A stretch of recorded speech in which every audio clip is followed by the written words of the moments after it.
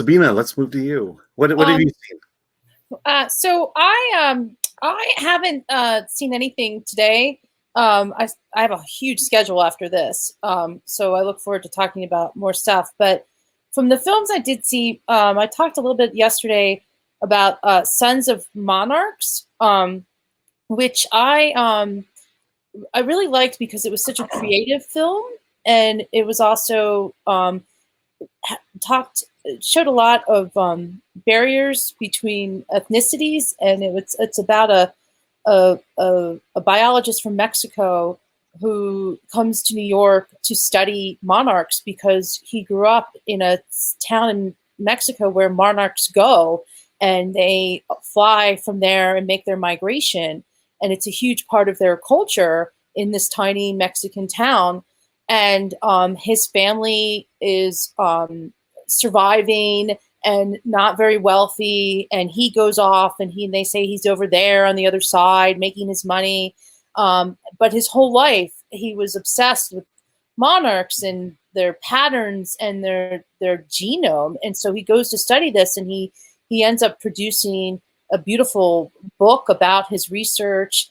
And he also has these dreams. They had these beautiful dream sequences about overcoming a family situation with his brother, and that there was a problem with the water source in their town and ended up drowning everybody, and they had cyanide in it. And he had these gorgeous dream sequences about drowning, and then you're flying because the monarchs are so much a part of his life and his studies and what he does for a living. And then he meets a woman who actually does trapeze, and they go to that place in New York. I don't know, Lori, if you know the trapeze center that they have. Oh, I forgot the name. Yeah, it's a huge deal. And so this whole metaphor about flying is so interesting, in how people who want to be in the air and you're looking down, and then the whole kind of micro macro study of life as we know it. And it was a dark film in a way, but also just really insightful. And I loved this Mexican piece to the film because it was connecting two worlds through these butterflies, the monarchs. And the director, Alexis Gabino, was a biologist and became a filmmaker. And so he actually won a Sloan Award for this film. And so it has this very science background to it. And it might not be everybody's cup of tea, but I felt for an independent film, really diving into science and art, it did a really nice job. And it's a film that everyone could see. There wasn't any malicious things going on. It was, it's all ages, which I really love because it was kind of deep.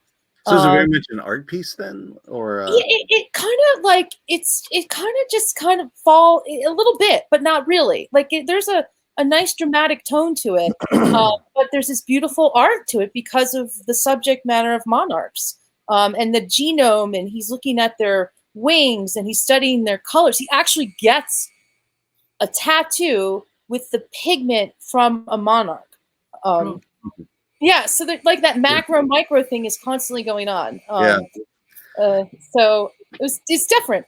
Yeah, that's something I've noticed when they first announced the film slate here at Sundance, that because it's virtual, a lot of the big studios aren't really involved, or the push to push the big movies are just not there. And so we are getting mostly a lot of the true independent, true art films, and this sounds like it falls right in there. Totally. Yeah. It's like old Sundance. Yeah, I mean, I just love the return to independent film that Sundance has brought.